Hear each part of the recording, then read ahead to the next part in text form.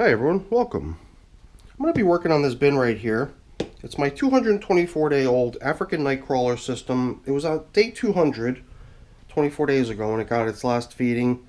The last feeding was worm chow. Even the feeding prior to that was worm chow, so don't expect to see any leftovers. My main concern with this system is that maybe the material's a little too damp still. It's the reason we left it with the edges pulled in a bit from the sides to allow for a little bit of airflow and drying. So if the material seems like it's possibly approaching that point where it's dried off enough that the worms might be motivated to go find something better, maybe we'll set up a section of the bin that's better. Try to lure them out. At that point I would consider the worms as being in the migration stage, but right now they're still foraging. Somewhere between migration and composting is this foraging phase. So I'm going to get this thing up onto the bench, see how things are coming along, try to make the call on whether or not we're transitioning to migration or not today. So let's get to work. Those last couple feedings that this system got of worm chow were kind of interesting because I didn't just sprinkle the worm chow in. I had actually placed in a piece of cardboard covering that went almost all the way around, edge to edge, you know, something about this size. And I punched the cardboard sheet full of holes all over it, perforated the whole thing, and then in came the worm chow on top of that. So if the worms wanted the chow, they had to, you know, climb up on top of the cardboard to get at the worm chow. And that was feeding number last -1, so the one prior to last. And when I came back in for the final feeding, we took that same piece of cardboard, which was at that point was still intact, and we flipped it and then coated that opposite side with worm chow too. So whatever leftovers of the chow were in there from the, you know, the second to last feeding, where it was now compounded with even more worm chow. And then by the time we came back in here, we were looking for the cardboard and it was completely gone. There were just little tiny bits of it here and there. And this is the system in which we had at one point been running these so-called lasagna layers. It was just like an interesting way to arrange the feeding and the bedding and stuff like that. And the bedding usually consisted of just large sheets of cardboard, simulating the big pieces of pasta, lasagna pasta, in the dish, in the lasagna dish. So the cardboard plays the part of that noodle, and then anything else that you decide to give the worms as far as food becomes the other ingredients of making lasagna. I gave these tea bags here. These are tea bags that I'm fishing out of here. If I'm not mistaken, these were Celestial Seasoning tea bags. You know, they make the red zinger and stuff like that. This might have actually been red zinger tea. And I was fairly certain that these bags were probably made out of some sort of a paper, sort of like the coffee filters that I continuously dump into all of my systems. Those are definitely paper, and the worms definitely break that stuff down, but it's looking to me like these tea bags are some sort of a artificial, you know, material that's synthetic, that's not going to be actually consumed by the worms in the end. So I believe it's time to remove the tea bags, because they're not going to go anywhere. I just kept keeping them around as if they are going to get eaten and that they can in fact serve as bedding, but I've gotten feedback now on a number of comments where a lot of people have at this point said, you know, don't hold your breath, those things ain't going anywhere. And the material in here, even though it's very, very damp, it still seems very crumbly, which is just so amazing to me.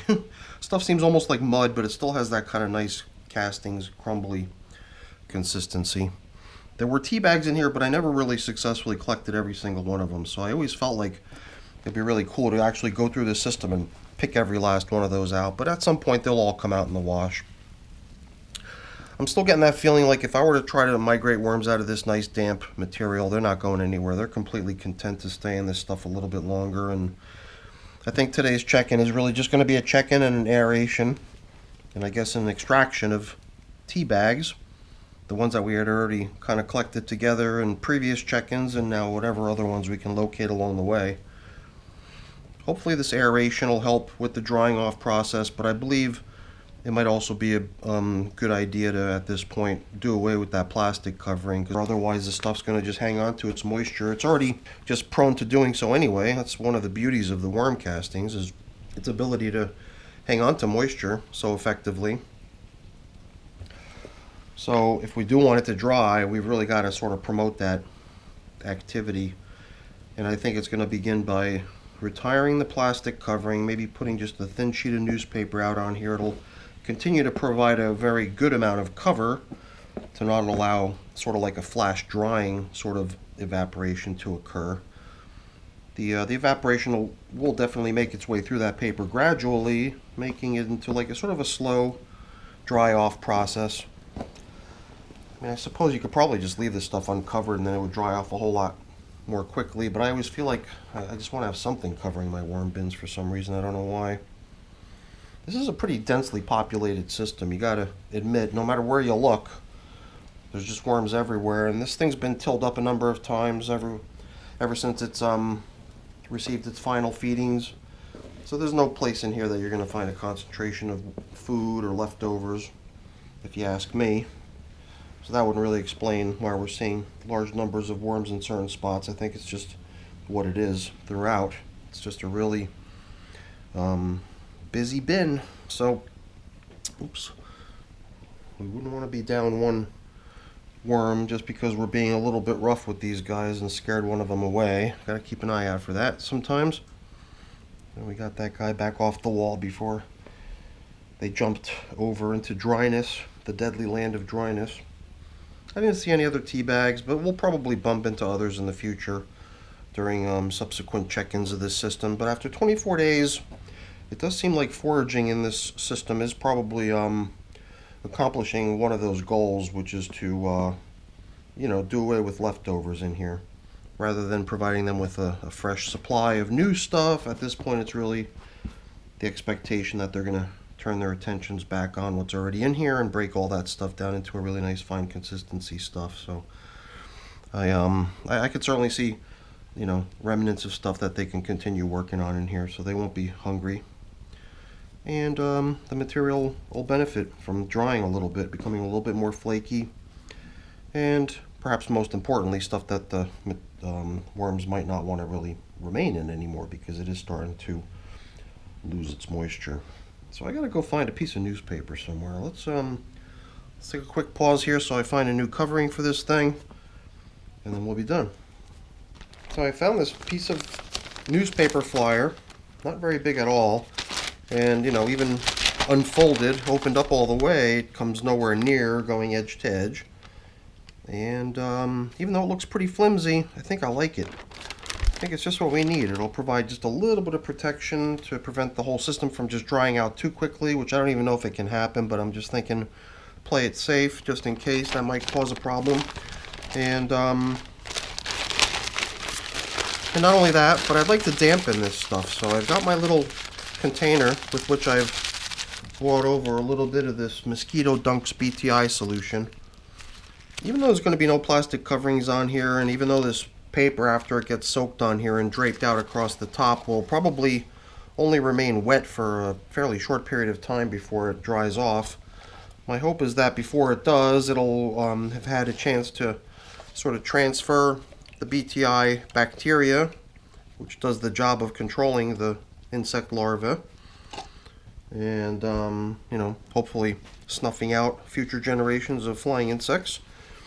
Hopefully the little bit of damp BTI on here makes its way down into the materials below it, and at some point it'll just dry and continue to allow the system to even dry more, with a lot of space around the edges for it to simply dry straight to the air. But even through this, I think it'll be permitting some of its dryness to come up. So I'm not going to put this back up on the shelf right away. I mean, maybe in a couple hours after that plastic covering that we had here previously dries a little bit. It's got a lot of castings on it that I'm going to shake off, get them back into the system, and I'll just leave the box here on the bench as a reminder to make sure I get back over there to get that stuff in here before I really retire that piece of plastic and throw away those tea bags too. So, all right, everyone, that's pretty much it for our check-in with this 224-day-old was lasagna African nightcrawler bin.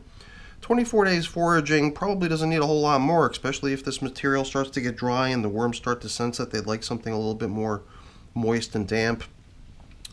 That might be the exact motivation we need for these little guys to get a quick move out, a fast migration underway. Not that the speed of it really matters, but still, fast is good in that case sometimes. Alright everyone, that's it for the video. Hopefully you enjoyed it. If you did, as always, Thanks so much for watching. If you enjoyed the video, and I hope you did, please remember to leave me a quick thumbs up before you go. And if you haven't done so already, please also consider subscribing to the channel. Alright everyone, have a great day. Thanks so much for watching. Bye now.